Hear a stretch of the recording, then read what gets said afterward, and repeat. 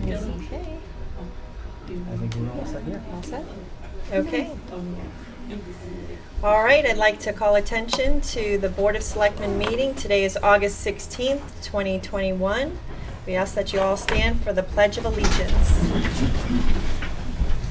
I pledge allegiance to the flag of the United States of America and to the republic for which it stands, one nation, under God, indivisible, with liberty and justice for all. Welcome. We're first going to start off with public comments. Do we have any public comments? Yes. Could you please come to the microphone and just state your name?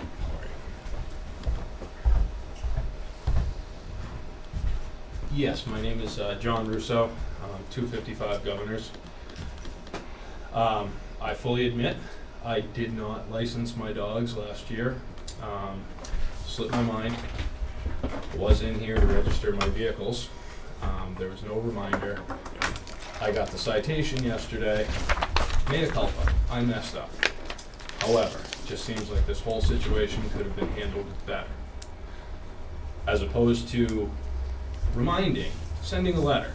And I know it's not incumbent on you guys to send a letter, but, and I'm not here to pick on the police force at all. That's not who I am, and I want you guys to understand it. But it just seems like a terrible waste of their time to have to go do this for 586 different cases, when 586 letters could have gone out, and I guarantee 580 people would have been down here this morning like I was.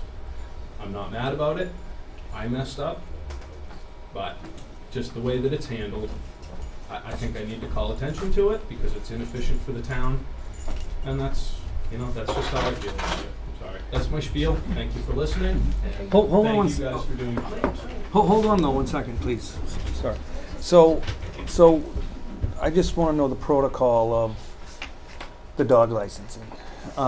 So do letters go out if, because I thought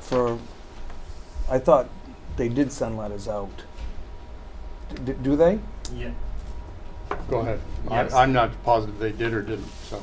they do send them out. They send them out, I believe it is a month, a couple weeks before their due date, as a reminder each year.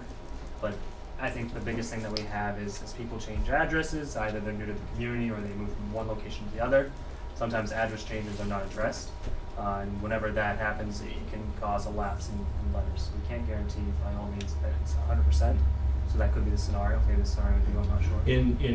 No, since I've moved to Milton, I've been in the same place. Me and the dogs have been in the same place. No letter came. You know what I mean? And I honestly hate to pick on the people that you deal with when you come into the town hall, the clerks and the tax collectors, but I kind of feel this is like a failure on their end because they're the people that most law-abiding citizens will deal with in the town. You know what I mean?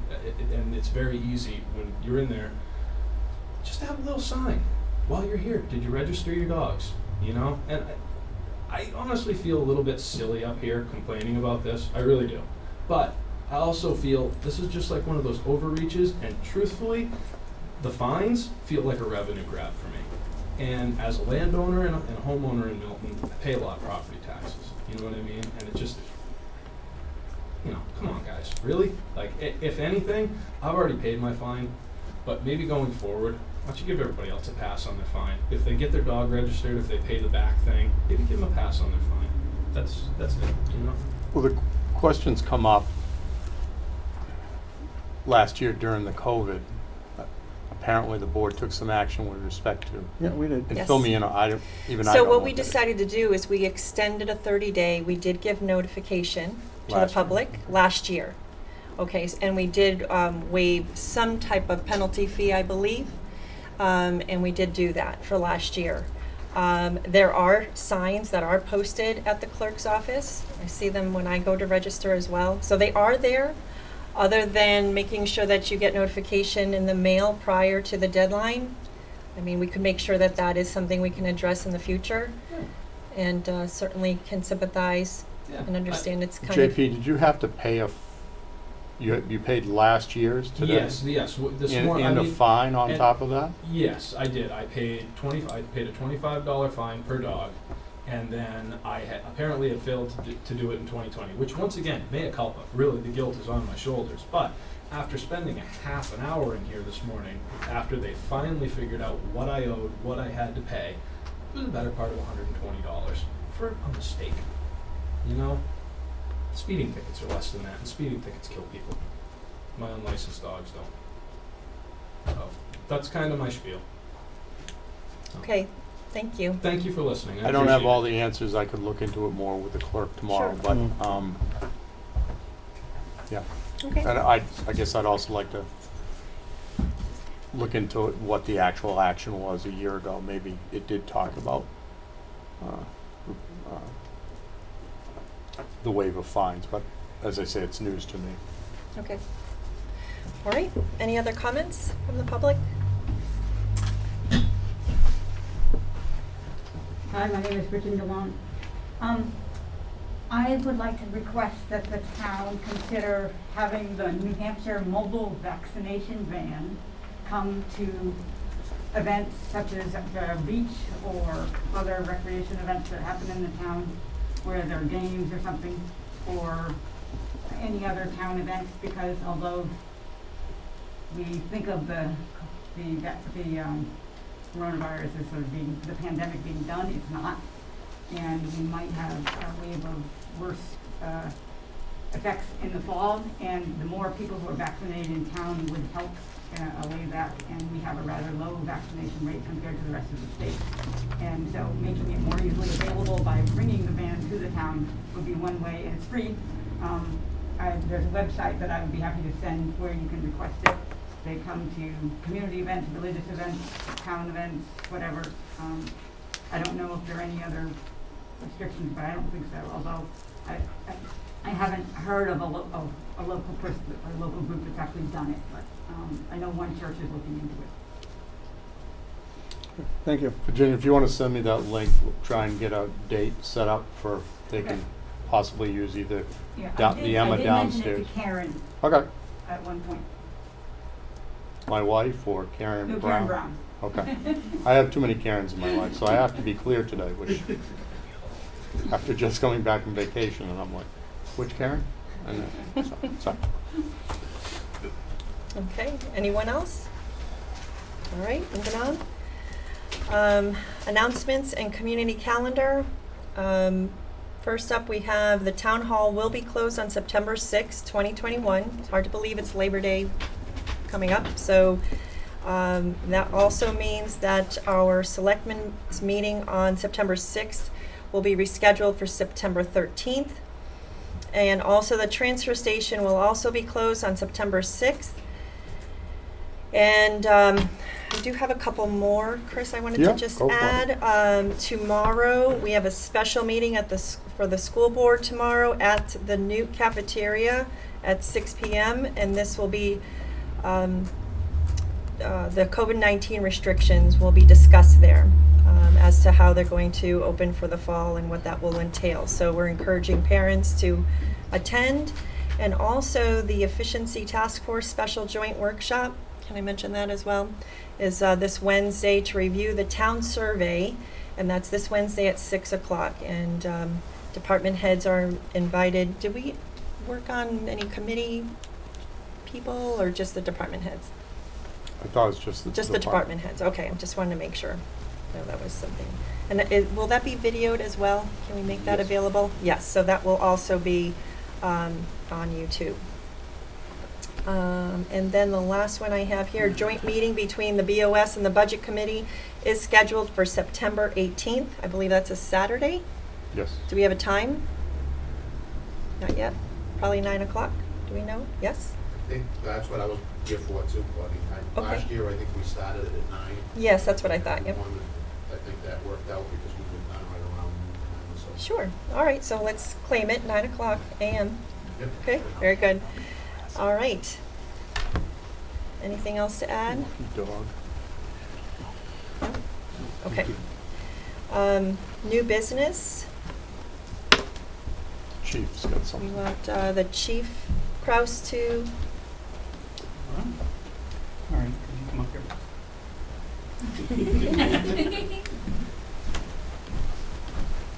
So I'm proud to be able to say that Noreen and I have worked for the town 7 months apart. So I started in January of 2001, she started in August of 2001. We've both now hit our 20 years working for the town of Milton. When Noreen first started, she had the privilege, we'll call it, of being the administrative assistant to both fire chiefs, the fire chief and the police chief at the same time. Anyone who knew the fire chief and the police chief at that time knew they were polar opposites. So Noreen had to try to be the go-between many times between both of them and try to keep the building moving in the forward direction. We've moved up to our building, and then she got lucky enough to get me as her chief, which I'm polar opposite of both of them. And I like it my way, nobody else's way, and that's how everything has to work. Noreen, thankfully, works very well with me. Noreen puts me back in my place sometimes and says we should do this a little bit softer, or we should do it this way. And she does a lot of things that I don't actually have to ever see it, and it's done. And when it hits my desk, it's already done. It's something that's taken off my plate, and I didn't even know she took it off my plate. So BD probably wouldn't run as well as it does run if we did not have Noreen. So Noreen, I want to say thank you, and I want to present you with this for 20 years of service. Thank you. I appreciate it. I appreciate the recognition. Thank you. Thank you for your hard work, Noreen. Yes, thank you for your years of service. Okay. So we have swearing in of new officers for the police department. So we have 2 new officers that we're able to hire this month. They'll be going to the August Academy. They'll be leaving to start the academy on August 30th. Joseph, if you want to step up, William, if you could step up, we'll have you both sworn in by the Chairwoman Claudia. You guys want to step right up there? Okay. Congratulations. Thank you. Okay, will you raise your right hand and repeat after me? I'll try to do this slowly. I tend to read a little fast. Let's get these here so I can read them. I state your name. I, William Buckert, Joseph Zerpla, Do solemnly swear do solemnly swear that I will faithfully and impartially discharge that I will faithfully and impartially discharge and perform all the duties and perform all the duties incumbent on me incumbent on me as a Milton police officer, as a Milton police officer, according to the best of my abilities, according to the best of my abilities, agreeably to the rules agreeably to the rules and regulations and regulations of the Constitution and laws of the Constitution and laws of the state of New Hampshire. of the state of New Hampshire. So help me God. So help me God. Very good. Congratulations. Congratulations. Good luck to you. Thank you, sir. Yes. Congratulations. Thank you very much. Thank you. So William and Joseph will be going, like I said, to this academy. They'll be back in end of December, and they'll start their 10-week FPO program in January. So you'll start to see them on the road in January of 2022. We'll do a formal swearing in once they graduate the academy, and that way their families can come up. We'll do a badge pinning ceremony, and hopefully their families can see the town and see us get a good turnout for the town and show what type of family this small town is to all of our police officers, all of our first responders, and all of our employees. Thank you all.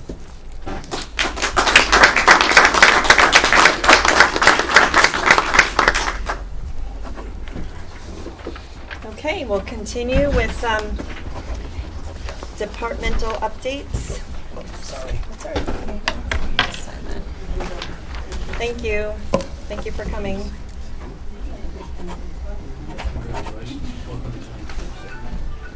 Thanks, Noreen. I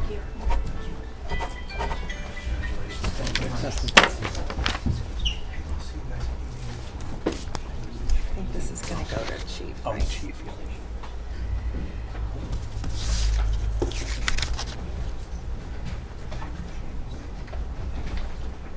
This will give Chief a minute and then we'll... Yeah. Do you want to go first, though? Sure. You want Public Works to go first? Yes, please, Public Works. There you go. Chief. As you know, recently we've had some pretty severe weather, very hot, some very tropical downpours. We did have some damage to Newts Road, Tenerife Road, Willie Road, which required 8 loads of gravel to fill it in. And currently, we are doing some ditching on Newks Road. Mason Road has been ditched. Parts of the road that are giving us trouble have been cleaned out. Tenerife Mountain, all the turnouts on Tenerife Mountain have been cleaned out. The mower has been in West Milton. We've done a lot of mowing in West Milton. The mowing will continue. A lot of brush cutting, a lot of hand brush cutting that the mower can get, just to make the road look a little better.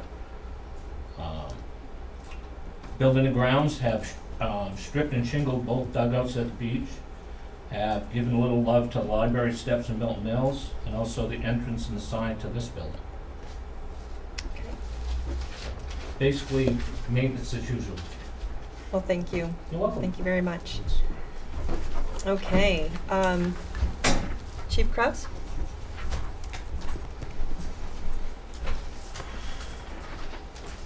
So unfortunately, on my report is the dog licenses as well on the warrant list. So we are processing through the warrant list. As you know, it was 576 names when it first started. We're down to about 300 names, or 300 unlicensed dogs that we still have to make contact with. So that's about 300 citations that we still have to issue out because we still have to make sure that they're taken care of and processed through. We've hired 2 new officers, and they will be going to the academy end of this month and back for January. And being down 3 officers obviously puts a lot of stress on the 5 other officers that are still here. Our calls for service have not decreased, but having only 5 to deal with those calls for service is a lot more stress on the officers, a lot less time off, a lot of extra overtime, and unfortunately, it decreases our reaction time and our ability to get to those calls for service as quickly as we can. It does also decrease our ability to do some community policing, and it does decrease our ability to do proactive policing as well, and it slows down all of our investigations. So with all of those things, unfortunately, residents are seeing that it does take a little bit longer for us to either get there, it takes a little bit longer, or you don't see the cruiser as much as you would like to see it on your road because we don't have usually the time to sit as much as we would like to on each individual road. But we're trying to do everything we can. The speed trailer is out again. Again, we're still seeing the same statistics we have been seeing. About 90% of people are obeying the speed limit or within 10 miles an hour of the speed limit. The other, I'd say about 7% are between 10 and 15 over the speed limit, and then that 1 or 2% is extreme speeds and dangerous speeds. On Tenerife Road, we had 2 extremely dangerous speeds on the road, one over 100 miles an hour, and one about 85 miles an hour. So, You said on Tenerife? on Tenerife, unfortunately. Don't know how you do 100 on Tenerife. Up or down, Virginia? 30 is Up. fast. Going up. Yeah. Wow. So, It's appalling. unfortunately, we are seeing those, and they are happening. Most of them happen late at night. So that's I don't want to say it's a saving grace, but that is the only saving grace, is that there's not a lot of other people at the times that they are occurring. My guess is they're either trying to race the sign or they're just driving recklessly to drive recklessly. So those are things we're trying to catch. Obviously, a one-time event doesn't really give us the ability to say that that car is going to be there every single night. Same with a lot of the other roads. The big major speeds like that are one-time events, and then you'll have the pockets of speeding, which then we can go sit on those roads and catch those pockets of speeders. But those major offenders are the ones that are tough to catch. Okay. All right. Well, thank you very much. Thanks. Thank you. And so I understand the fire department chief is not going to be. Cannot make it tonight due to, I think he's actually staffing the station. Okay. So he's very busy. Yeah. Do we have Milton Mills Library, Betsy Baker? Yes, Betsy's here, nor Karen. Okay, so they're not here. So Okay. they're not here. Julius has the other ones though. Okay, Julius, would you like to speak on behalf of the town clerk, Yes, I will. tax collector, and your own department? Everybody in this building? And committees? All right, so I'll start with, you know, so there's a fall asleep on me, but I'll start with building. I think the biggest part that Brian wanted to emphasize was that for building and codes, the biggest thing that he's been running into this summer is junk. A lot of people are saying that they, either their neighbors or their neighbors' RVs or different pieces are either being placed onto their property or around their property, or those are the by much like I reported last time, the largest complaints that we received. And those reports are take a much longer time and a lot more demand on Brian than say like the building permit does. That in itself is just reviewing, either going to the property and saying, yes, this is a allowable piece, or no, you need to do this, or so on. I'll speak and guess exactly what he does while he's out on the inspection. But it's far different between the two. So I'd just like to note that junk is the biggest piece right now. I fell asleep like I said it was going to. So I want to turn that on. I'm sorry, we can't hear you. Oh, you can't, Yeah, just turn the turn the microphone mic up, up, and please. probably has. Sorry, I'm a little quiet today, I guess. Now, what did you say? No. Yeah. See that second one from the room? Is that better? Sounds better. Okay. You haven't taken it out. Not that loud. Pitch the mic up, there you go. Is that better? Yes, There we go. very good. Now you- Yep. Wow. All right, so that was just to reemphasize. Pretty much junk is the biggest problem that he's having right now, and just the reports that are coming in for it. So going to town clerk and tax collector, I'll read off of that directly. It says dog licenses were due April 30th, 2021. Board of Selectmen signed and presented the 2021 dog warrants on June 21st, 2021 to the police department. As of August 16th, 2021, we have 439 unlicensed dogs. So town clerk, tax collector, the other tax collector portion. The first installment of 2021 property and sewer taxes were due Friday, July 2nd, 2021. As of August 16th, 2021, the outstanding 2021 balance was $345,517, with $11,059 respectively. The 2020 tax lien was executed on May 24th, 2021. Lien holders for this tax lien were notified and certified mail on July 8th, 2021. As of August 16th, the outstanding 2021 lien balance was $188,729. Impending tax deed notices for unpaid 2018 taxes were mailed to property owners and lien holders on July 14th by certified mail, and the deeding will occur on Friday, September 17th at 9:30 a.m. As the August 16th, 2021, the outstanding lien balance was $49,568. And I'm going to go ahead and go to mine. So for land use, admin assistant, I would say that the biggest thing that's, besides the day-to-day activities such as posting agendas, reviewing applications for the land use boards, and phone calls for in-person questions, the biggest piece for this month has been primarily looking at working with the Capital Improvement Committee as they just began their process of looking at CIP applications, writing and preparing the American Rescue Plan, not to mention Bruce has informed me of impact grants from the USDA, so I'll be reviewing those. And once I have a clearer information as to what I can utilize it for, I will get back to the board with more information. On top of that, during the month of August, the planning board will be reviewing any developments on Governor's Road. This is at the Short Ridge Academy, so if you have any questions about this application or you want to know more, just give me a call. I can fill you in or I can show you the map. The hearing on that is tomorrow, but really for the most part, it's tomorrow. That hearing is at 7 p.m. There is a hearing prior to that for a boundary line adjustment at 6:30. But any information about any land use questions, just give me a call. I can hopefully fill you in. All the stuff is also on the website, so you should be able to find that as well. And then lastly, we have the assessing department. So the month of August, the assessing department continues to be busy with customer service for appraisers, realtors, mortgage companies, builders, and developers as a result of the extremely high real estate market. We are finalizing abatement applications for 2019 and 2020. Our assessor, Chad Roberge, is working to complete appeals that is filed with the Board of Land and Tax Appeal for 2019 and 2020, with hearings scheduled into the month of September. We thank the residents of the town for their patience while we complete this process.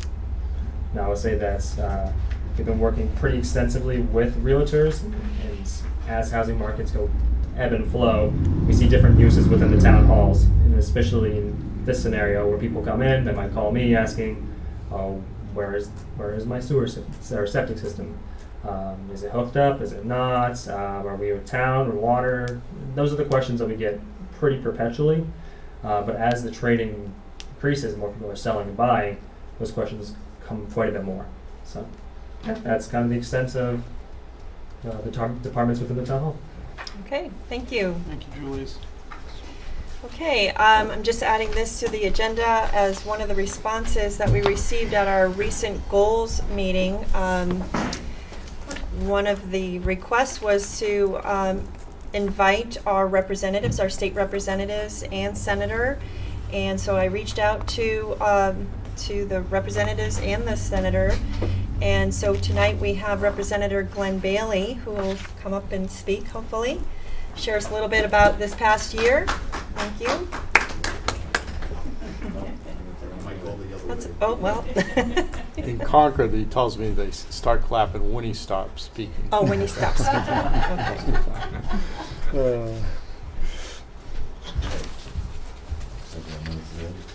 My name's Glenn Bailey. I'm the junior one of your 2 state representatives for Stratford County, Milton and Middleton. You wanted to know a bit about the process, I think. Yes. There are about 1,200 bills filed every year in the House. Every single one gets a hearing, which is that's one of the features of New Hampshire's legislature as opposed to other places. That's not necessarily the case everywhere. So 1,200 bills. I mean, there's about 20 standing committees, so that works out to about 60 per committee. So you might spend all day listening to the pros and cons of this bill or that bill, or and that's what they do in the committees. I'm on the Executive Departments and Administration Committee, and my colleague Peter Hayward is in the Election Law Committee. So anything that's related, any bills that are related to those topics, even remotely, end up in front of those committees for hearings. And one of the objectives of these committee hearings is to make a recommendation to the full floor that something is OTP, ought to pass, like a yes, we like this, or ITL, inexpedient to legislate, no, we don't like this. Now when it hits the floor, they don't have to pay any attention to what you've recommended, but that's what we do.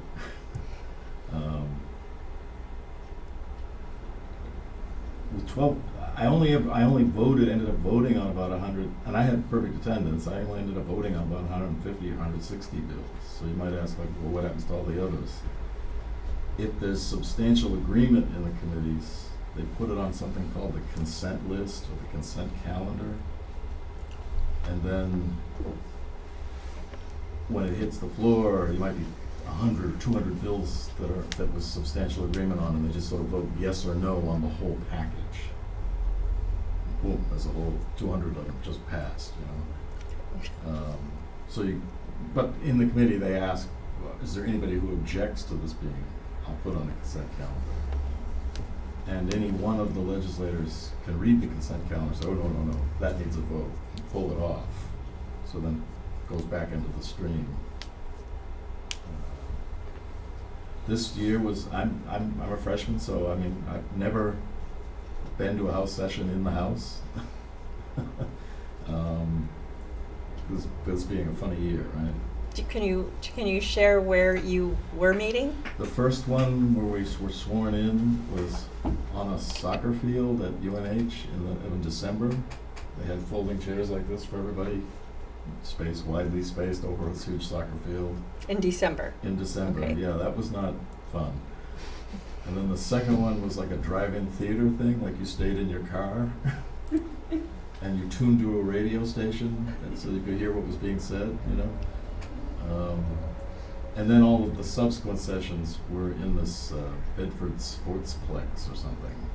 So it was like a giant indoor soccer field. Again, with the chairs. So I guess it's going to be completely different in another setting, right? In another year when we're actually meeting in the House.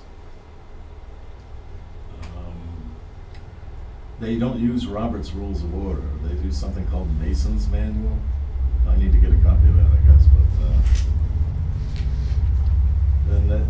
whole sort of little etiquette that's kind of funky, that they have all their own little subculture or whatever. On a hot day, you're not allowed to take your jacket off, unless one of the ladies proposes that the gentlemen are allowed to take their jackets off. And then there's a vote.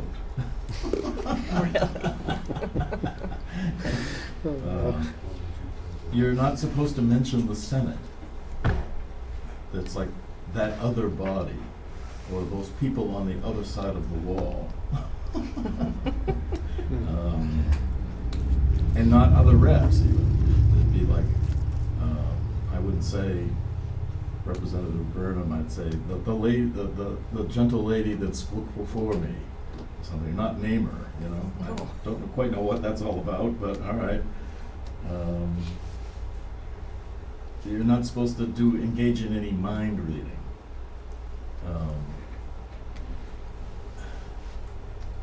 I'm trying to think, like, there was an election law one, probably Representative Hayward would know more about it, but people were sort of saying that you intend to suppress the vote with this bill. Well, I can't know what's in the person's head. That's like mind reading. You could say the same thing by saying, gee, if this was to pass, it might have the effect of suppressing the vote. But not to sort of say you're suppressing the vote, you know. There's a certain etiquette, you know. You have to kind of you begin to see it going down, but I only got gavelled down once. And she was right, my chair lady, but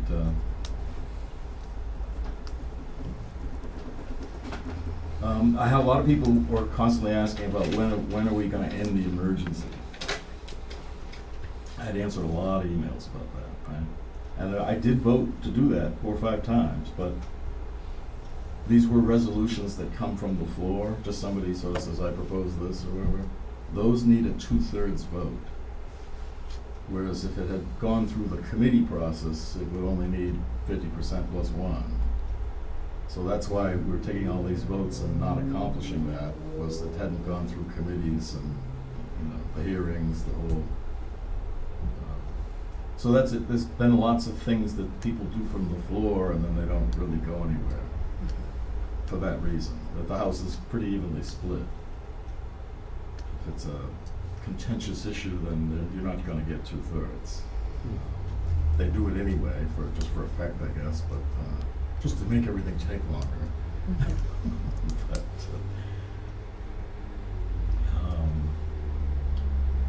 one thing that sort of happened was,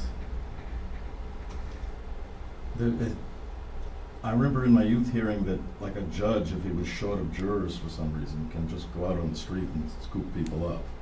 I don't know if you've ever heard that, or if it's the case in New Hampshire. I didn't. But we had a case where there was one instance where the other party didn't really care for the way a certain vote was likely to go, and they walked out in an attempt to drop us below a quorum. And you can't conduct any business when you're below a quorum. But I'm actually almost kind of a youngster there, so they don't move that fast. And the speaker was able to order the state police and their sergeant at arms to close the doors. Well, a lot of them got out, but there was still enough left for there to be a quorum. But evidently he can do that. He can lock us in. And somebody said, well, they were active, and there were a lot of speeches about how this is the most unheard of thing they ever heard of. But the more veteran ones are saying, oh no, they did this last year. They kept us here overnight and nobody was allowed to leave. And so, depending on what goes down, you're not entirely free there. Chris, don't get any ideas. I want to be the one out before the door shuts. Yeah, well, we should probably spend time on that, but once they were out and realized it hadn't worked, they wanted to get back in. And so then maybe that's the next thing, is that you're not allowed to prevent legislators from going to the legislature. Like, you could pull me over and give me a ticket, but you probably couldn't arrest me if I'm on my way to a session. And I believe that's so that I mean, if we can imagine a less congenial environment where you would just sort of arrest a couple of dozen legislators of the opposing party. Gee, they're not able to vote now. They're all trying to get themselves bailed out, or whatever. You know, you could play games. So you're not allowed. You know, like the Milton Police couldn't stop me from going to a House session. They could come to my house afterwards and scoop me up, but not on the way to a House session. So I did ride with another legislator once. Man, were they moving. More faster than I was comfortable with. Wasn't on temporary float, was it? No, it wasn't, no, it was very, faster than I was comfortable with. I think they would have done well on your radar thing there. If they were aiming for the 100, I think, so that's kind of an odd little thing that I would not have imagined was the case. I spent a lot of time in caucus meetings, and you don't even think of that. And I guess, so the Republicans have a caucus, the Democrats have a caucus, but there's also little other interest caucuses. And I guess ordinarily they meet in the morning before the session.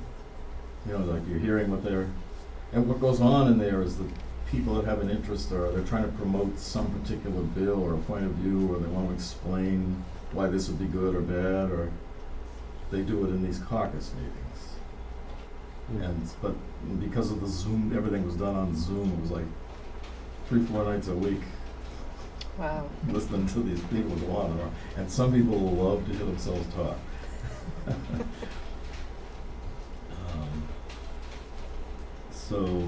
I mean, I naturally am attending the GOP ones, but there's also something called the House Republican Alliance, and their objective is to everything should be constitutional. And I guess they created this thing because people were proposing all kinds of things that maybe were less than constitutional. And so this is an attempt to sort of herd everybody into only doing constitutional things. This year was mostly focused on the budget. And maybe if you're interested some other time we can talk about what I did with that. But the focus this year was on the budget. Always the first of the 2 years is the budget is the big focus. And this year being the year after a census year, next year will be this upcoming session will be redistricting. I don't know how that will affect us. I mean, I understand Milton lost about 100 people versus 10 years ago. Feels opposite to that. But Middleton, well, maybe they've come since the census. I don't know. It's already getting to be a year and a half past when they took it. Sure. Middleton picked up 40 and we lost about 100 or something, so I don't. But you do see on the news that the state as a whole picked up 4.6%, I think. So there could be a shift, you know, of like when people leave California and go to Texas, and California loses a seat and Texas picks up a seat. It's the same thing here on the town or the district level. I don't know what'll happen. I don't think I'm on that committee, although I'd have to vote on the end result. But, it would seem like we more or less stayed the same while other places are growing. I don't know if that would mean a change in our district or the number of representatives or what. I'm new, you know. Okay, that's about, unless you have any questions. When are you back in session? I'm going back to committee meetings on August 26th. We took our last vote of the first of my 2 years on June 24th. And then we've been off until back on the 26th. Okay. And I left a calendar there that Oh, yes. they give you one of these every week. This whole book? Every week? Yeah. Wow. Well, every session, we'll say, Okay. right? So it's all the bills that are going to be voted on. Okay. And they have what I was talking about, inexpedient to legislators, the recommendation on this one. So there's a majority and a minority report. I think there's a movie by that name, although I've not seen it. So how, obviously, I've just seen the 60 bills that are in front of my committee, of the 1,200 or whatever, right? So, how would you know what they even are, or, you know? So you could read the bill, those calendars would have the bill, and it has the reports of the majority and the minority. So you get the pro and the con of it. And this HRA that I mentioned, they put out their own little thing on just a few selected bills. And there's private organizations that also rate people. I mean, for the party I'm in, I have very good ratings. But the 100% I'm getting on this side, if you could, I don't see the other people's ratings of people. I'm probably a 0 on the other side, right? Or 10% or something. And so it's the minority and the majority. It's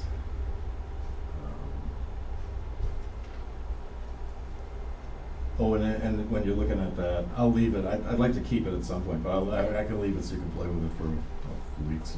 Is there any way that people can find Yes. this? Okay. At the top there's a web link. This is just a printed copy of what's published Yep. on the state website. The gencourt Yes. dot state dot Yeah, nh one of dot the us? pull downs would give you the calendar. Oh, perfect. Okay. And they had, I think in season they're issuing them every week. So if you wanted to berate me, you could say this bill's coming up, I want you to vote this way or whatever. Whereas there's a lot of I get a lot of email. It was a mistake to give them my email address.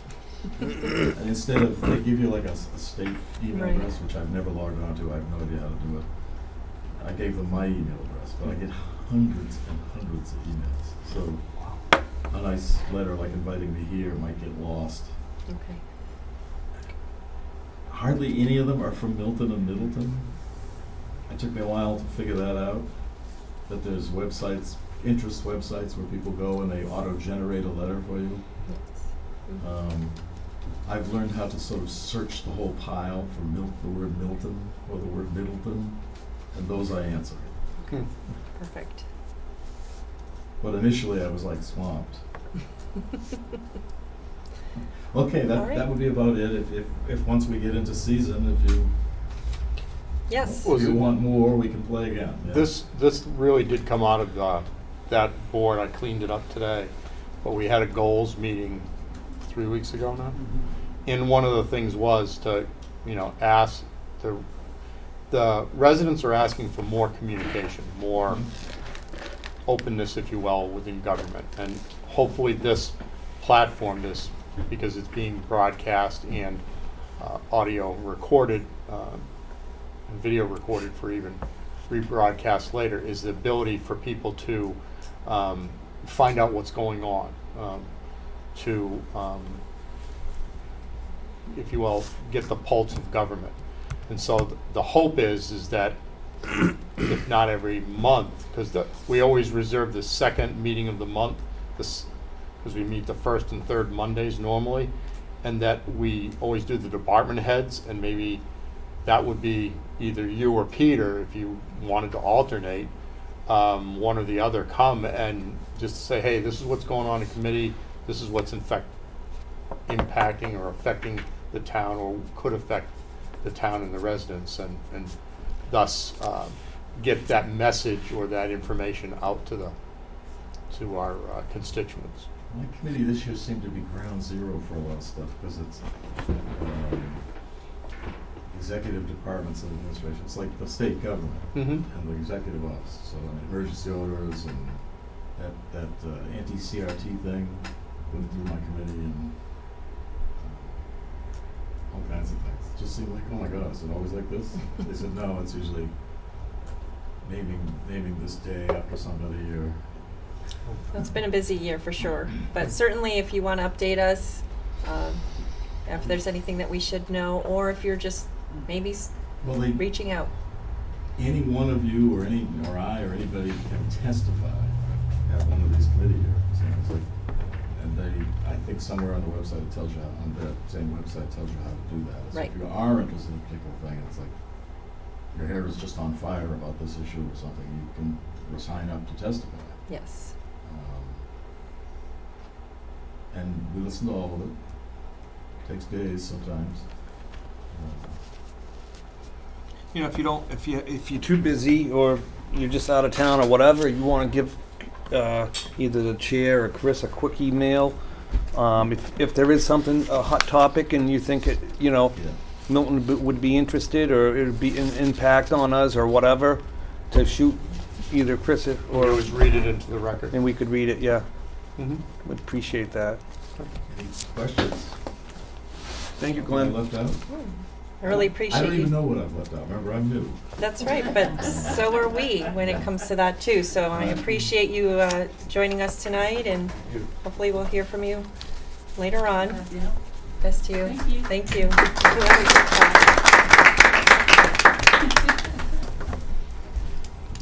Okay.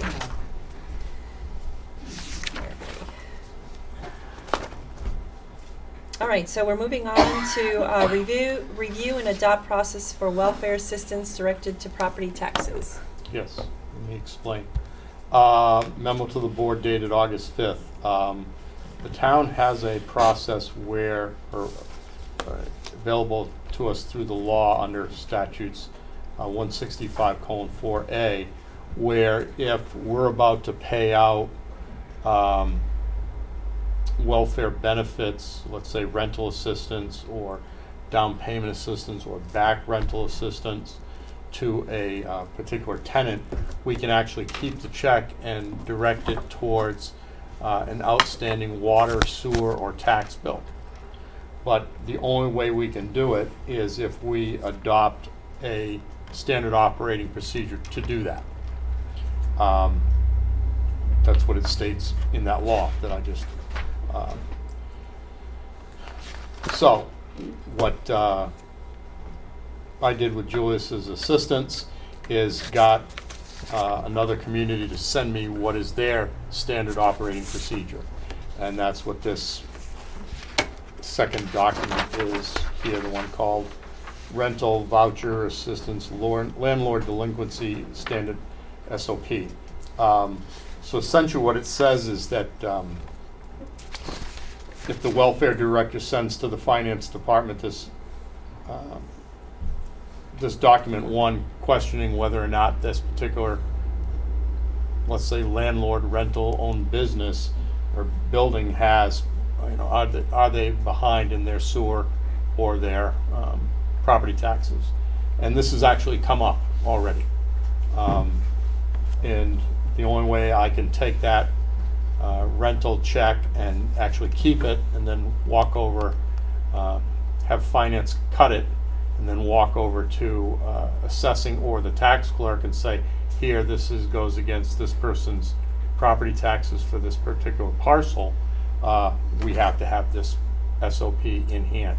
And that's what basically this lays out, what we will do, how we will notify. For instance, I have to, in writing, photocopy the check and send it off to the person saying that the welfare assistance that we granted to John or Jane Doe has now been directed to your property taxes, which were in arrears for more than 30 days. So it can't be done till, let's say, like when we billed in June. I just couldn't take next week's welfare assistance check and go over and pay the person's. They have to actually go in arrears where they're starting to collect interest. And the other thing that's interesting is that, let's say the person owns 2 apartment buildings and a house. The apartment buildings are up to date, but the house is not. I can still take the rental assistance check and pay off the past due property taxes. So in some respects, the town, you know, it's taking from one pocket to another, but at least it's helping us maintain, if you will, our fiscal balance, and that's what the policy allows us to do.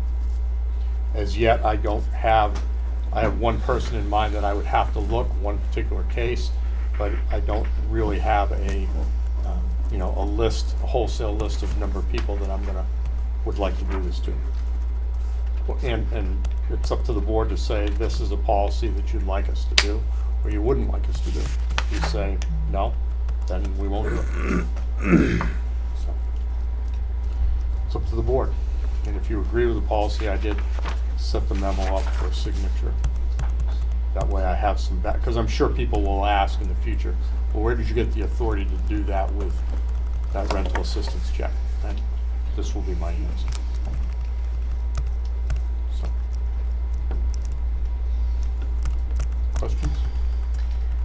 Again, I'm sorry, and who's receiving the rental assistance check? Where's that coming from? It would come out of our welfare line. Okay. There's a number of lines under welfare, for instance, food assistance, electrical assistance, heat, and one of them is rent assistance.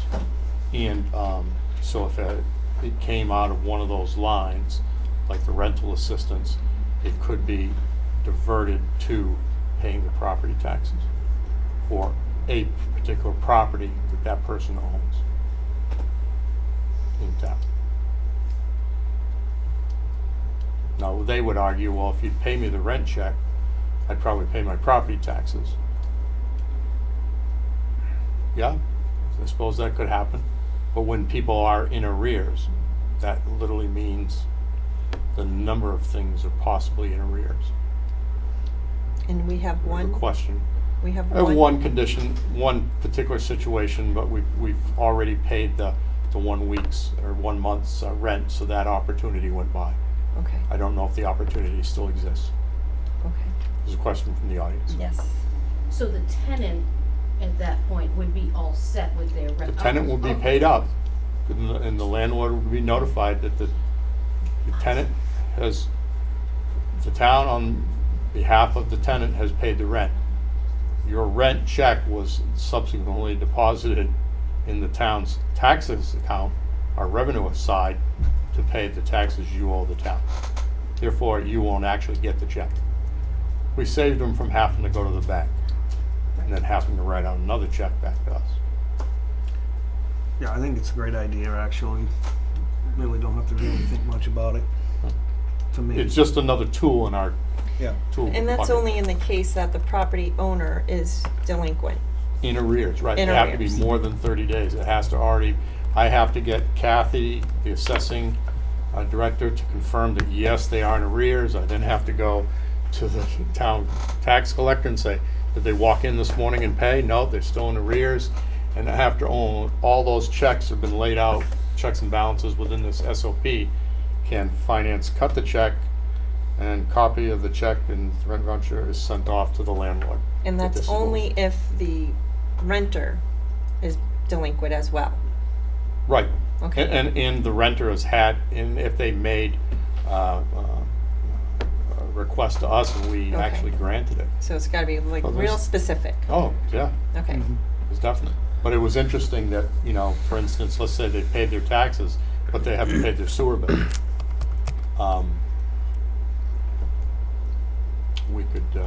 We could put it against the sewer bill, Mhm. a portion thereof. All Really, or- really, this just makes everybody accountable. It really does, yeah. And it's only fair to the people who pay their taxes, that, you know, we're keeping, hopefully everybody accountable. Right. For everybody to pay their taxes. Right. So, unfortunately, it's, Yeah, there isn't like there's 20 cases in town, there isn't. As I said, I've only run across it once. When I thought about doing it, Julia said, hey, we gotta go look up at the statute. We got drilling down into it, we realized that while we have adopted this whole RSA as a community, we hadn't gone to that next step and drawn up this SOP. So then we just reached out to some of the other welfare directors and said, hey, what are you using? We got the one that Farmington used, the one that Rochester used. We liked the clarity of in one section of one versus the other, so we edited it together. This is what we came up with. I'm on board. I'll make a motion to adopt the process for the welfare Here, assistance. let me give it to you. Something to read. All right. Yeah, I'll make a motion to, What's in the square? I'll make a motion to adopt 65:4-A application of a rent paid by the municipality. I herewith motion to approve the standard operation procedures titled rental assistant voucher landlord delinquency as prepared. Second. All in favor? Aye.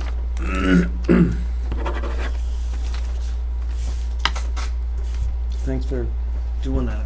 No, it's just Appreciate it. one of those tax loopholes you could clean up, or you try to.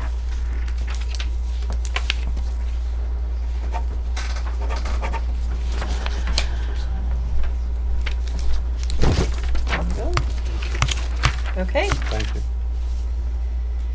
moving on to old business. Are you speaking on behalf of Jonesbrook Project, Julius? Not this time. Okay. I believe Virginia is. Oh, you're just setting up, okay. Okay. I'm speaking for the CC as a member of the Conservation Commission because we're absent a chair at the moment. Karen Golub has submitted this. I think you have in front of you a letter about the Jonesbrook Project. Yeah, that was that. The CC letter. I did too. And I also want to give out these maps.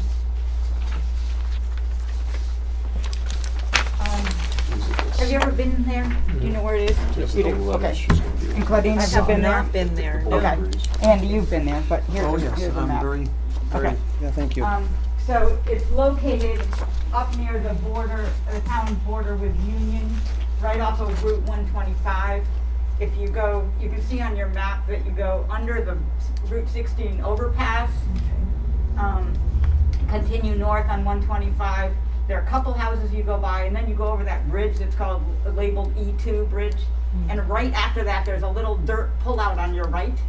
And if you park there, there's a little trail that goes into the Jonesbrook. And it's good fishing in that little area. And there's also possibility of walking trails. There used to be walking trails in there. Right now, even the trail down to the brook has become overgrown. So the place is in disrepair. It was originally started by efforts of Leo Lassard. He collaborated with the planning board and the BOS and the state reps and conservation organizations and got this all put together back in 1997. And it was nice for a while, but it hasn't been maintained. So 2 years ago, John Catwick volunteered to take on revitalizing this park. And then the pandemic happened, and then, I guess I keep talking to the mic. And then John had personal reasons that he can't continue being in charge of that process of revitalizing, getting it back in shape. And so he came to the CC and asked if we could do something. And so the CC assessed it, and in essence decided that there's more work than we can take on given the commitments that we have. And I just put in this letter some of the minimal work that needs to be done and some of the more long-term work that needs to be done. And we're suggesting that, because we think there probably would be interest in the town, that the select board ask for an independent committee that would report directly to you, as John Catwick was reporting directly to you, about a committee that's willing to do some of this work, to get a sign. Nobody knows where it is in town anymore. You know, you can pass right by it and not notice it because there's no sign that says this is Jonesbrook Park.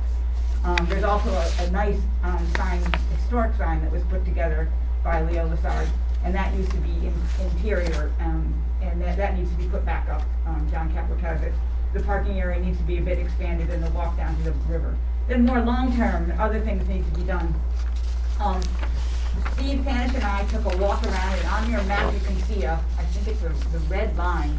It's the route we walked all through there, but we were bushwhacking. And I have photographs if you have time, but if you don't have time, I understand. And we've looked at a lot of places, and it's a beautiful spot, and really a treasure of the town, with the two streams on either side, one Jonesbrook on one side, the Branch River at the other side. That's the blue part, and they come together down on the right.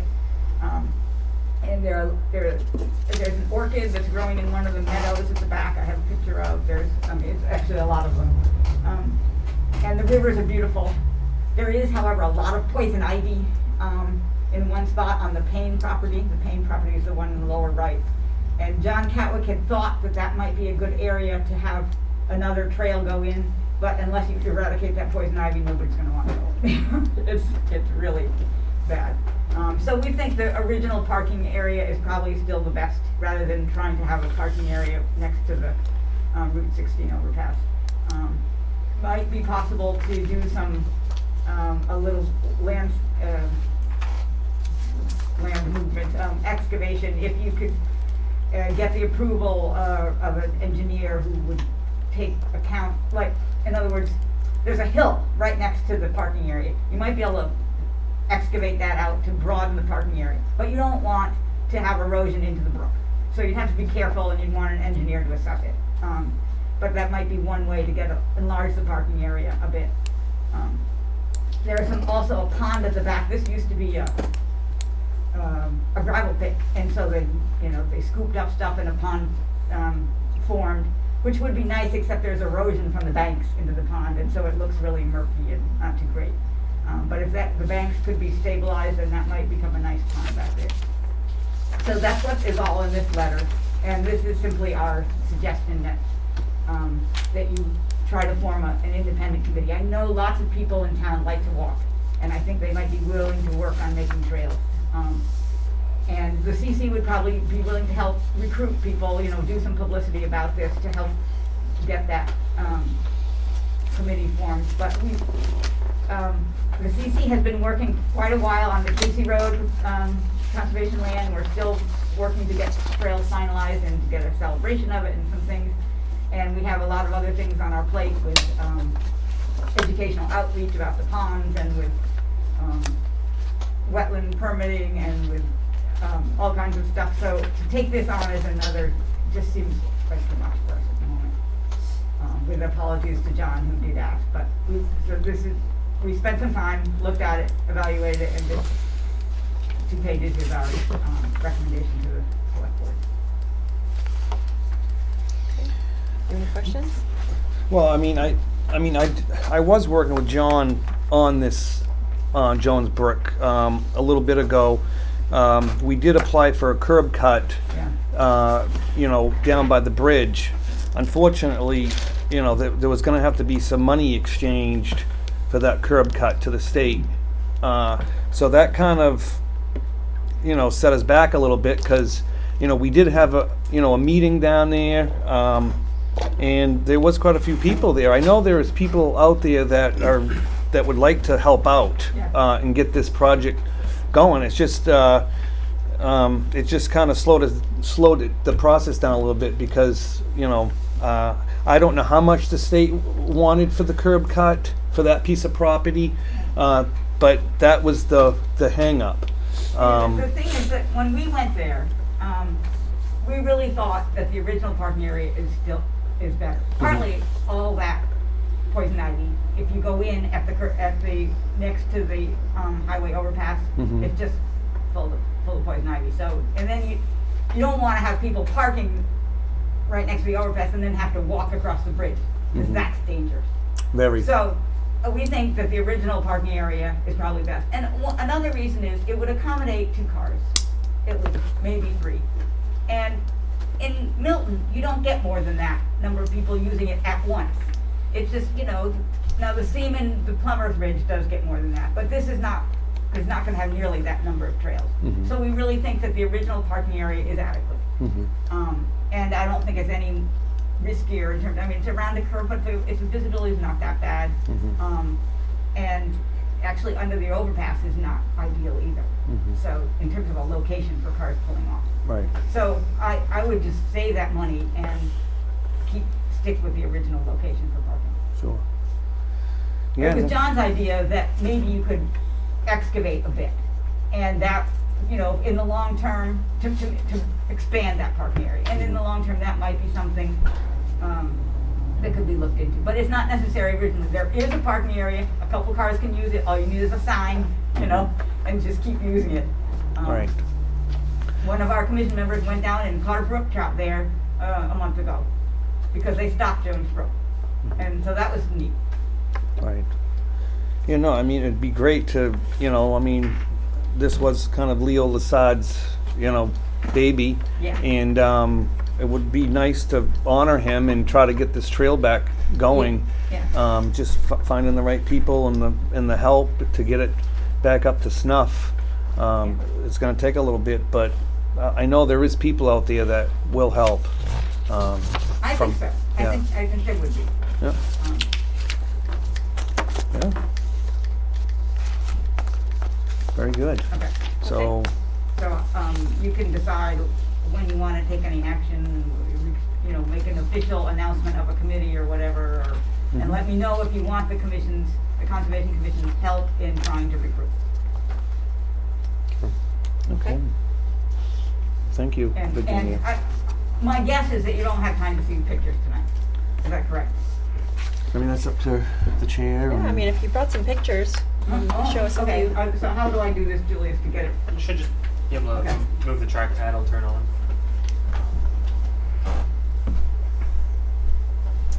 Sure, Julius. You know, it should do that. It If not, should. Oh, I see. Okay.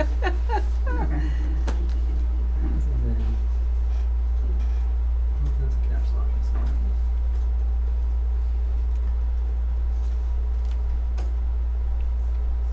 They went to sleep. Two flash drives, I think this is the one. Yeah, okay.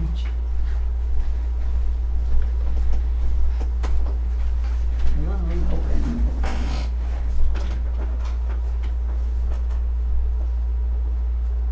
I winnowed down the number of photos from 40 to half or less. Why is it taking so long to open? Did you double tap? Huh? Yeah. Why did you double press it? Yeah, I hit open. And, That's right, yeah. yeah, No, it's thinking. You were yeah, right. yeah. It's just going.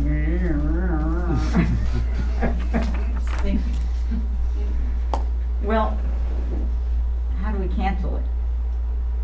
Actually, once it starts thinking, it's hard to tell it to stop. Not forcing it, Can I hit escape? You can probably hit the X button. I think it'll get you out of the whole file. Oh, it might be, wait a That second.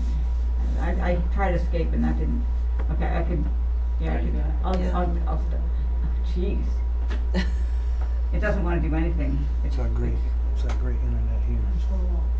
You might have to. Yeah. I was giving it a second to figure it out. Yeah. There we go. There it goes. Okay, Let's try this one more time. I don't know if any.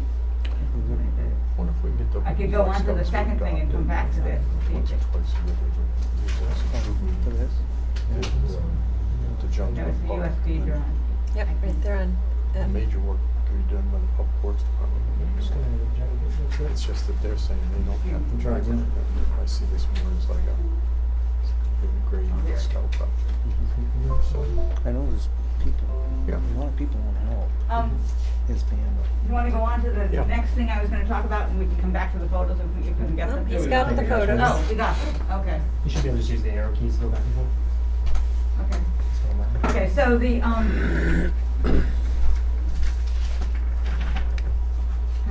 not going.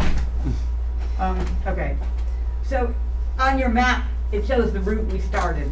And so we started along the Branch River on the right, and that's where all the swampy area, that's where all the poison ivy was. This is the Branch River. Here's Steve, and along the Branch River, you'll see the boundary marker that shows us the edge of the boundary. So the Branch River is the edge of it at one point. And then we walked across those stones across the river. There is no bridge. And if you wanted to be able to generally cross it, this was a very dry year and we were going in June when it was still very dry. We walked that. Then, okay, here's the pond at the back that I mentioned that was murky. And the reason is banks like this that are eroding right into it. You see the pond down on your left there. So they need to be stabilized with plantings. This is one of those orchids that I can't remember the name of, but we saw a bunch of those in one of the wetlands. Is that a lady slipper? No, it's not a lady slipper. That's okay. Don't. I can't remember. And this is another small pond on the property. And now here's the remnant of, I believe it was a road in the gravel pit, and it's a place, so there are some places that actually could work as trails. It wouldn't have to be creating all new trails, although they aren't very connected at the moment. And you can, here's another trail through the woods for part of it. Then you see that some of the trails have gotten obscured the way this, you know, the branches across and stuff. They need work. This is the Branch River up at the north side of the property, if you look on your map. And then at one point we came to sort of the end of a trail and had to plunge into stuff that looked like that to try to get back to where we started. So you definitely need some work. And this is a lovely forest area in the sunlight. Now we're at the Jonesbrook, which is smaller than the Branch River. And I think it was probably a spot like this where Bob caught his brook trout. Now I'm back to the beginning. This is where we parked. You can see the highway behind. And this is the plaque honoring the Paynes who donated 4 acres out of the 23. And that's right in that area. And here again, so just for your own mental location, you're looking from north to south at the highway overpass. And this was the place where they were Andy was talking about contemplating getting a curb cut so you could enter there. But again, if you enter there and you look on the map where we entered, that's where the Poison Ivy is. Okay, will it restart now? Okay. The other problem with entering there, I'd have to go back to the beginning here. I missed some of those. Is that it's very loud from the traffic because you're right next to the highway. So here, oh, I thought I saved that photo. Maybe I didn't. There's one of the photos where you're looking along the river. I showed you can see to the highway, and all the whole area in there as you're walking through the forest. It's vroom vroom vroom. So it's not all that pleasant. I mean, the woods are gorgeous. You don't think of it when you see a photo like that, but it's loud. And so the other entrance is more desirable in that regard also. Okay. Any questions, or did you want to see any of those more? No, thank you.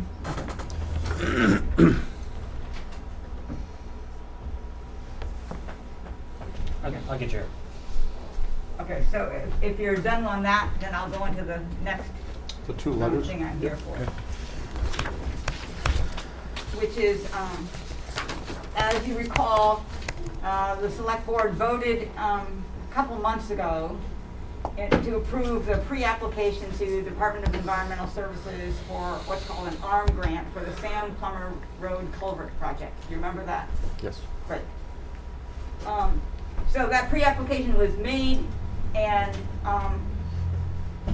it got so-so reviews. We were told that it's not competitive from a fisheries perspective, but that we can apply. So that was why they do pre-apps, so you can get some feedback. They said, however, you can apply, and if somebody else withdraws, then you can get funded. But the trouble is that there's $2.4 million worth of funding this year for just the Salmon Falls Piscataqua watershed. However, applications have been made, pre-applications have been made for $2.8 million. So we were one of the ones that fell through the crack on that, 400,000.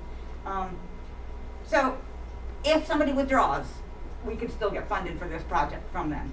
And that has happened in the past, that people withdraw for reasons like just, some appraisal comes in wrong, or, something doesn't fall in place the way they expected. So Elena Warren from Stratford County Conservation District is the fiscal agent on this application, and she says she's willing to go through with it. And I think that's the biggest part of the work. I said I'd help get these letters of support, and so I'm asking, would you be willing to write or to sign a letter of support anyway, in the hopes that we get funded anyway? And then another year, maybe if we don't get it this year, maybe we can do it another year, and you can just put a different date on the letter. Now, in your letter, there is a highlighted sentence, and that says something that you haven't done yet, and we can leave that sentence out if you don't want to do it. But I know tonight you're talking about Federal Reserve funds, and my understanding is those can be used for infrastructure that improves water quality, especially for going into Great Bay, which this does eventually, although this is way up at the headwaters. So I think this project would be eligible if you were willing to pledge, for example, I give an example of 25,000, to use from the, if the town gets that money, to use for this project. And the reason I'm asking is I think it would make it more competitive if they saw that there was more leverage, a little, you know, more, somebody else putting in more money, and they wouldn't have to give quite as much. Remember, the whole price of this project is about 200,000, and we were asking ARM for 160,000. So 25,000 less, if the town were willing to put that in, you know, would be enough to make them notice, I think. But that's up to you. Other than that, this letter simply, well, it says you can read it.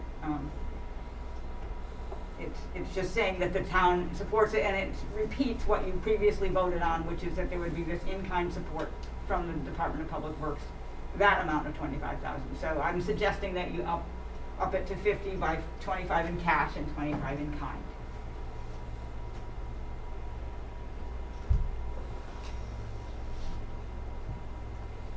But that's up to you. Yes.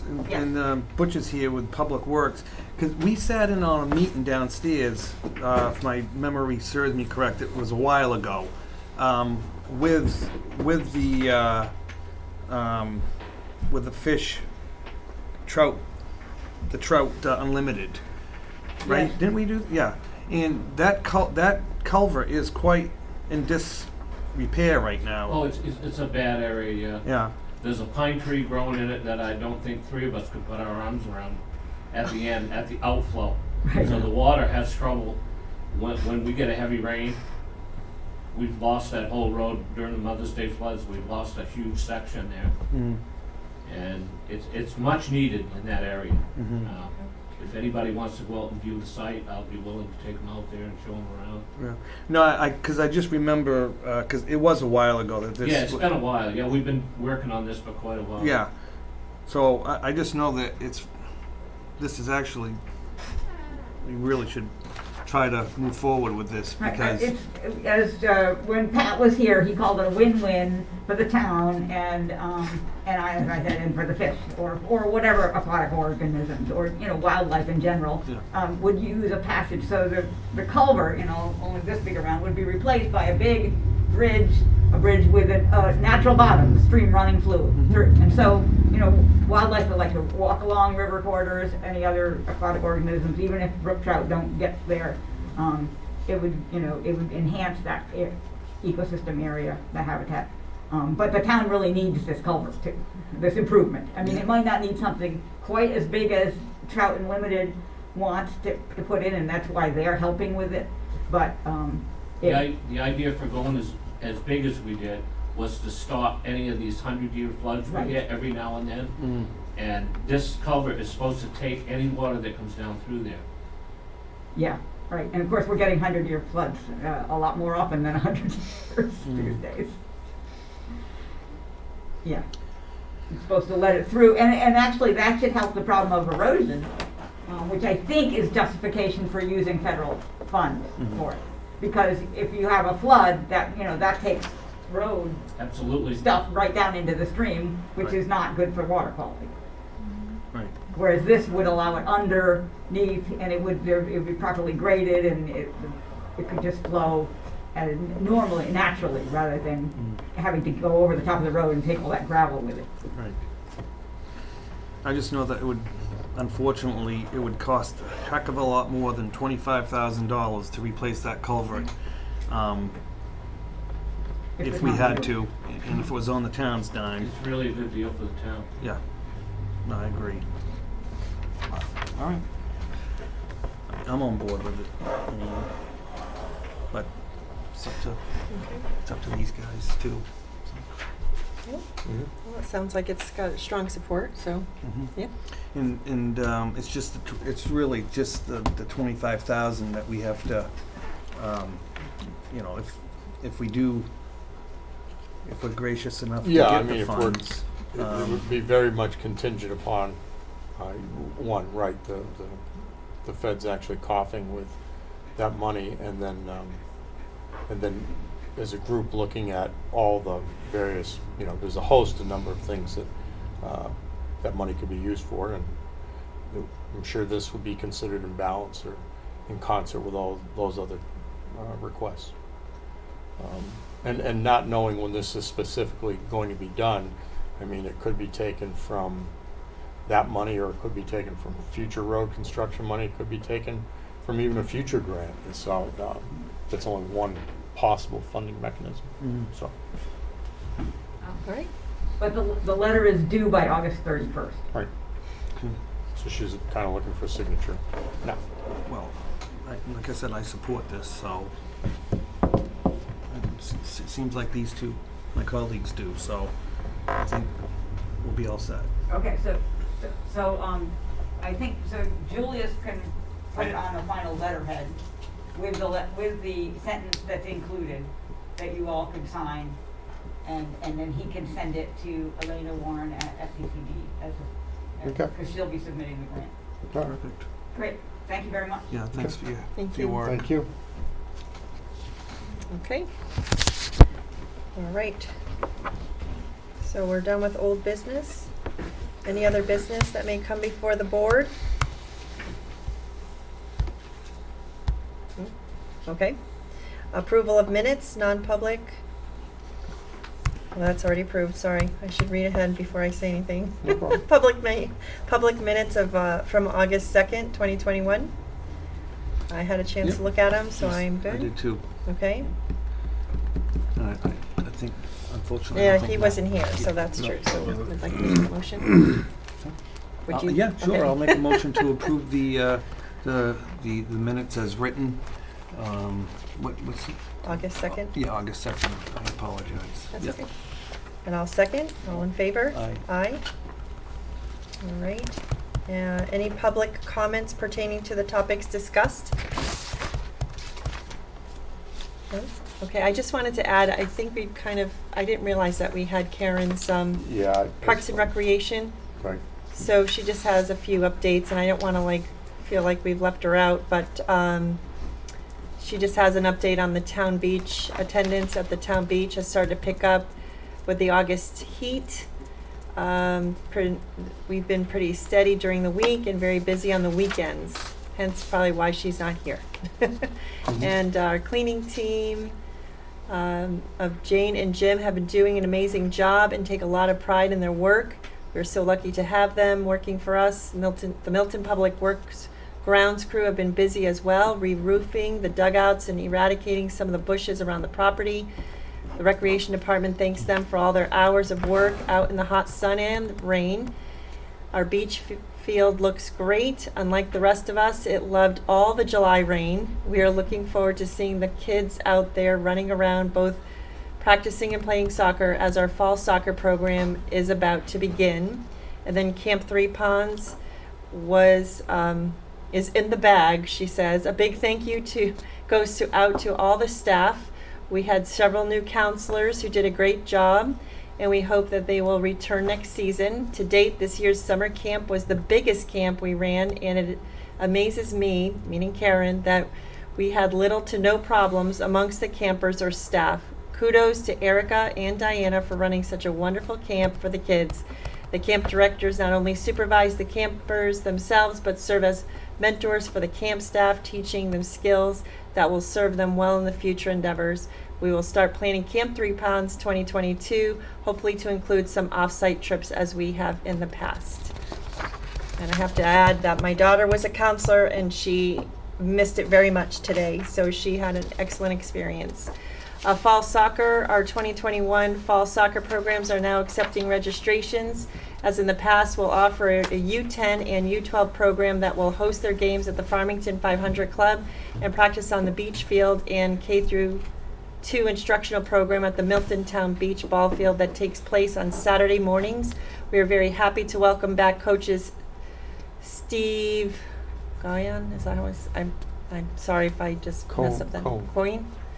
Coach, coordinator, and Steve Jarrow, coach and coordinator. Okay, so Steve, there's two Steves, look at that. Okay, so they're both the coordinators for U10 and U12, and then Steve Garrow is for K through second grade, and coach coordinator for that one. Okay.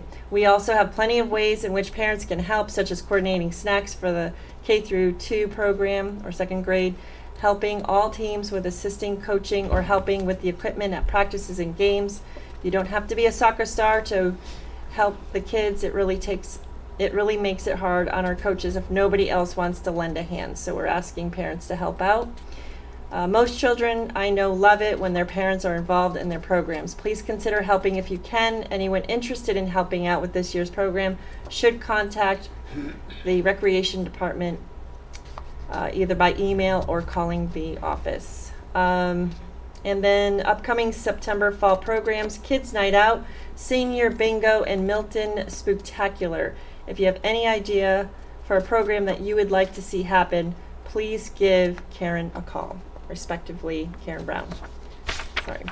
Just want to make sure we got that in for her. Thank you. Okay, expenditure report, are all set. Downtown administrator. I'll turn over, the first one's about the American Rescue Plan grant. Julius was working on it last week while I was out. He can fill you in. Yeah, so that's actually what Virginia had mentioned as well. So the American Rescue Grants was approved by the federal government. It was then submitted to the states for governments not above a certain population threshold. I'm not sure what that exact threshold was.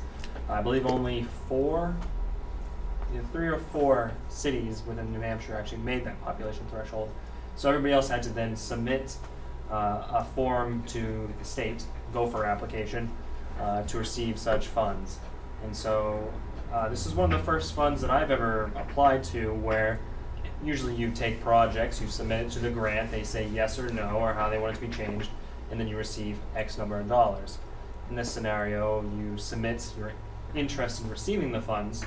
They'll give us the funds to put into either an escrow account or a specially designated line, and then it's applied accordingly. We keep references on how it's being expended, and then we submit that information to the feds to approve or to alter or change or so the course may be. So in this scenario, the anticipated amount that we were going to be allocated was $484,000. That was anticipated. The amount that we're getting at is actually going to be decreased, $430,000 and some change, I believe. So we should see that coming in. I'm going to be working with the state to ensure that everything is all set for Wednesday. I'm going to call them tomorrow to confirm such. But the important piece of this is it's also split into 2 years. So we take that 430 and you divide that by 2, and then that's how we have to organize how we're going to expend X number of dollars. So something that we'll present to the board, Chris and I, at some point is taking whatever list of options we have, try to limit it on that list. We also have a facility study for the sewer, liner repairs, potential generator at the town hall, message boards, and so on. I think Nick also submitted an option to me as well, the fire chief, excuse me. So I think there's a few things on the list that need to be balanced out and chosen. Yes, this is year 1 should be expended, or maybe this is a year 2 project, and how we facilitate that. I have a running list going, but it's by no means finalized, so I will have that to you in the coming weeks. Okay. All right. Mm-hmm. Other money. If you don't mind, I'm just going to jump down to this number 3. We did receive a letter from the state, highway block grant for fiscal year 2022, totaling $126,105. I could check with finance tomorrow. They're saying in July they made an actual payment of $37,831. There's another payment scheduled for October, another one for January. This is typically the money that within the highway department budget you offset or match. So, but just to let you know that money is in fact coming. The number 2 thing that I put on the agenda was to just point out to the board, again, it's just communication to the public that these things are going on. Party in town, the Campbell property is, they're having a hearing before the Department of Revenue, well, whatever you had, I just caught it. Yeah. Department of Revenue Administration, the Taxation and Appeals Board. They'll meet on September 9th. I do notice Mrs. Anderson's in the audience. She's the daughter of Mr. and Mrs. Campbell. Okay, and I told her that it really isn't a public hearing, it was just more, I put these on as informational items to let the board know and the populace know that these things are proceeding forward. But Karen, you've come all this way, Karen, did you want to say something? I actually came from Micah Terrace, because Oh, I've you- been there since okay. Friday, so it's All not right, a long good. distance. All right, No, good. I was just here, just in case the board had any questions, if there was gonna be any attempt to try and settle it before the expense of going to Concord. And I hadn't heard anything on the 2020 abatement application, Yeah. which Julia said, just be patient, they're due Yeah, April 1st. the but- problem was that we didn't have any last year because of the COVID, so we're literally just catching up to, we had one earlier in the summer, and it was a 2019 abatement case. Right, this is at 19, and it was Right. scheduled for a Zoom meeting. Yep. Like the second week in July, and then the governor said, as of July 1st, everything had to go in person again. Okay. So now it's pushed, it's gonna be in person in Concord in a couple weeks. Okay. All right. And it's a small dollar, so, I know Chris from years back, I've been a town administrator for 26 years. Don't tell them that. So I know that usually you can settle them for a lot less money than sending a contractor to Concord. Right. We can take a look at that. Or at least I'll look into it, but Okay. and then I can bring it back to the board if they are interested. She said 2 weeks. It's September 9th is when the hearing is, and also, our side is presented by Avatar, who, we have under contract. And they, Just out of Present theirs. curiosity, do you know the amount? I do not, I didn't, other than receiving the notice that the hearing was gonna be on the 9th, that's all I know about this, period. And then I found out that there's 4 other The hearings two parties were apart about $26,000. in assessed value, Yeah, in assessed value, which is like less than $600. is what they're saying. Yeah. Right. Yeah, So if it you isn't could like we're just- talking 26,000, No, I know. we're talking. Yeah, no, yeah. And I think her point is if the hearing goes forward, Avatar and our assessing consultants would charge us the 600 plus travel expenses and all that to go. Right. I'll That's- take the day off from work and go to Concord as well. That's what but- she's, Okay. Does the Intimating. select board meet before the 9th? We could. Yeah, we We could. Good if we had to. Yeah. Yeah, if Chris, really just, I yeah, guess, no, I'll look just into it. look, yeah. And part of the reason Kathy Wallingford was away last week, or 2 weeks ago, I was away this past week, so there isn't what you could call a lot of communication with respect to this particular item, so. Okay. When I first asked her about it, she said, well, you do know this is a 2019 case that's finally getting out of the COVID Okay. sludge and Yeah. finally moving forward, so Mhm. that's all the conversation we really Well, if had you can about pull up that information and we Okay. can I do will. a special meeting for that, it. Yeah, we can certainly do that. yep. Ask Kathy, okay, I can do that. fell through The next thing I just wanted to bring to the board's attention is the property that we had at 79 Charles Street was in fact conveyed to Nick and Megan Stanley.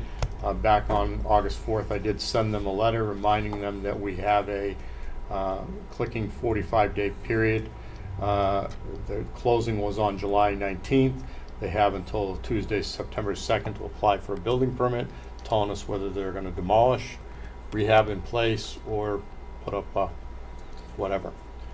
So that clock is ticking. Okay. And just want to let you know that I'm on top of that and not letting that one slide.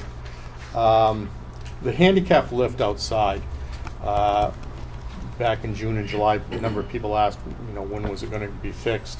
The people that originally sold me the lift when I was a parishioner here came on August 5th. It needs a new door.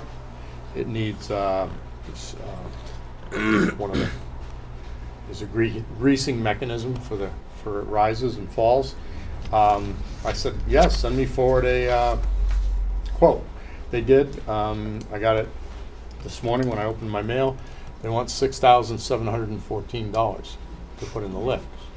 Now, because I was here back at the dawn of time when we put that thing in, the whole reason why the church had it put in was you never could find someone who wanted to come an hour ahead of time and, let's say, clear off a handicap ramp. So that's why we went with that mechanized unit, because then all we had to do was the little sidewalk, and with a turn of a key you could get somebody up, and it might get used, you know, some Sundays it would, some Sundays it wouldn't. I went online today and looked, and I can buy a whole new ramp system and install for $4,000 and not have to maintain something like that forever. I also have the boundary plan for out here. I believe I can get a handicapped ramp from that doorway out and around to that location for less than $6,700. For So- both of them. Well, One that or would the get other? nixed. We'd rip it off the building and close it up in a whole new ramp. And I know Butch is yearning to come down here on snowy days.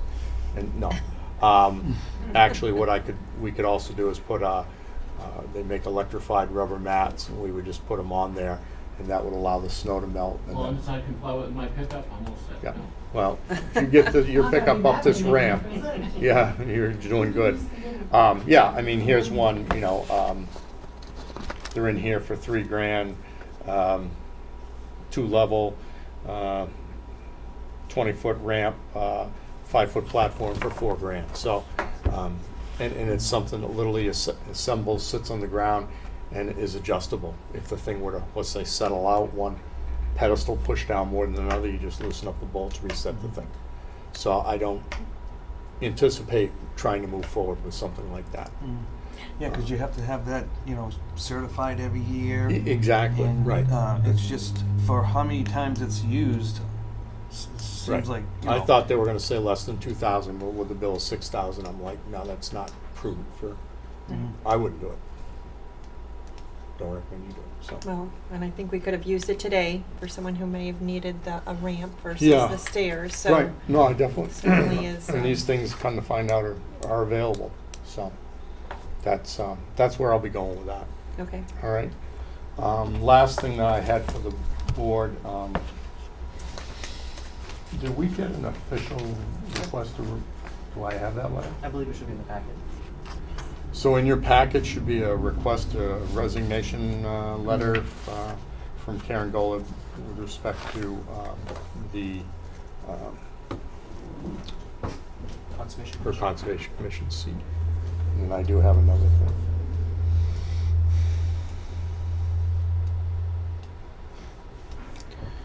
Yeah. It's a big loss. Well, like many of us, she's probably spread just a little thin. Sure. Understood. I mean, I don't see she's given up all the other things that she's involved in, but I don't know. She did a great job filling in while Cynthia's on leave, and so Karen had to fill in as chair Mm-hmm. in addition to her usual activities. And Yep. I don't know if that also I don't know. spurred this or not, she didn't really say, but.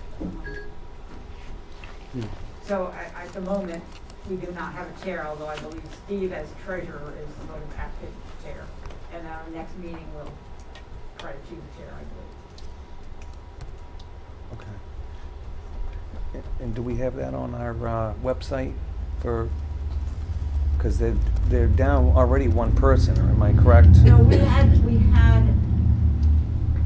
I think we had the full number of people on the commission. We can check tomorrow. And we have extra alternates, one of whom could become a. Okay, perfect. So then there will be spaces for alternates, but I don't think we'll have spaces for full members. Okay.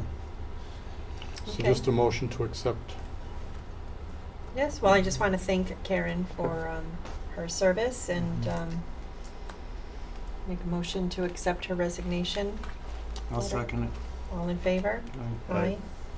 Yeah, I just want to thank her for all her hard work she's given to the town of Milton, and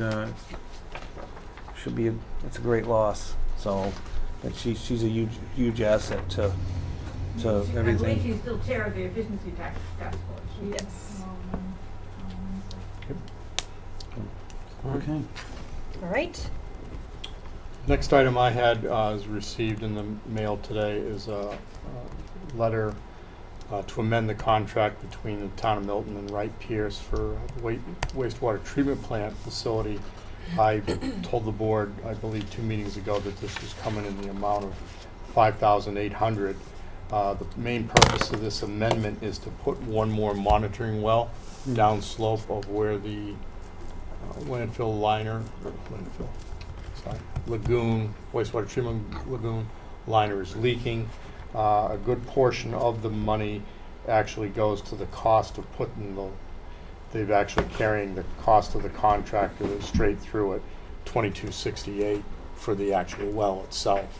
So I just wanted to be clear with the board, it isn't $5,800 of their services plus the well. It actually includes supervising, getting the well in the right location, updating the information with DES, that sort of thing. So I believe it's something we literally have to do. Yeah. Okay.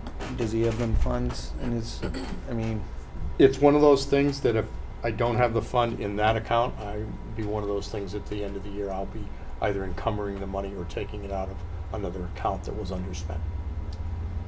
So I have no qualms at all that the money doesn't exist, it does. well, let me just ask Go a for it. question here. Yep. So we're on the same page. I mean, really, this money should be coming out of, Oh, it should be, out of the sewer. yeah. Right. I mean, the town, people who live in the Milton Mills, or anywhere in Milton. Yeah, but I mean, this this is is the something- sewer treatment plant that serves this building, so every resident has an obligation. It serves the school. It Right. serves, so, But, yeah. No, I hear what you're saying. yeah. Majority of the cost should have been borne by the users of the system, the direct users of the system. But also, I do remember back when, early 80s, when we had to start putting this in, there was a big note, well, not big, 85,000, it seemed big at the time, that had to be floated, that we all essentially paid for. Because there was, you remember, we didn't have a sewer, anything. Mm. We were direct discharge, so. And unfortunately, this goes back to, we need to look at the And that, right, The and that's why user. this, part of the facilities study will be to say, what should the new user rate be? So issues like this, when they come up in the future, there are adequate funds within the, but to also be honest with you, when Julius and I went through and looked at, well, under this Recovery Act, what projects we would put down, this was one of the projects that we had in there. So that's why. No, and I'd like to talk about that when it gets closer. But no, you have to make the motions. Right, When no. that money arrives, you then have to make the motion. It's just in my You pick tenure this, this, of right. being a selectman, we've never paid anything out of the town budget to the sewer. Mhm. In my tenure anyways, and I just, hopefully, it's just something that we gotta be careful of. I mean, I would agree with you 100%. Okay. Under my tenure, it was the same thing. There was 3 qualified users, or directors, commissioners. They handled it, they ran it efficiently within its parameters, but planning for today, it must have seemed a long way away. okay, But today is literally here.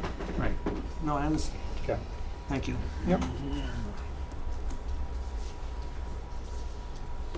So just have the motion to, from someone, if they want to approve this contract, to amend the original contract, increasing it in the amount of $5,800 with Wright Pierce. Motion so said. Second? All in favor? Aye. Aye.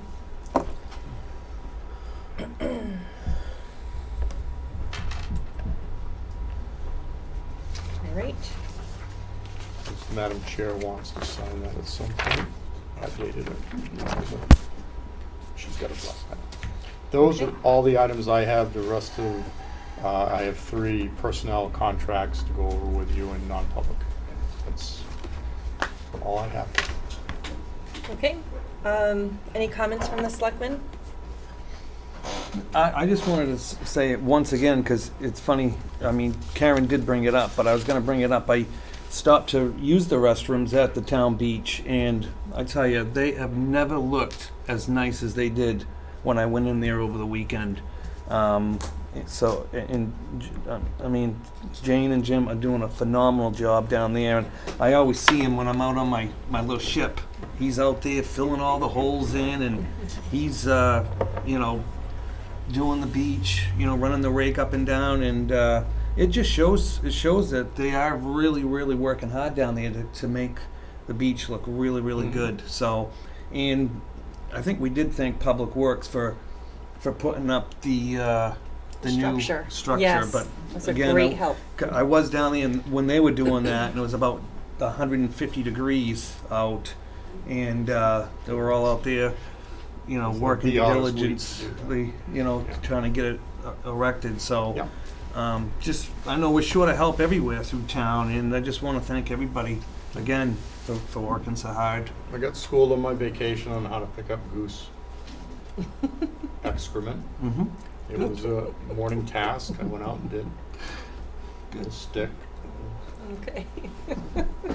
All right, But yeah, thanks again. yep, Yeah, appreciate it. perfect. All right, motion to adjourn? Second. All in favor? Aye. Thank you all for coming. I'll give this back to him, I actually wrote that in. Not a problem. You sent a letter. Oh, yeah. I was like, I don't think so. Yeah, You send it to Julia? I believe so, yes, I did sign it, and I believe she sent it. Okay. So it's like, meeting starts. Hi, Amy. Oh, good.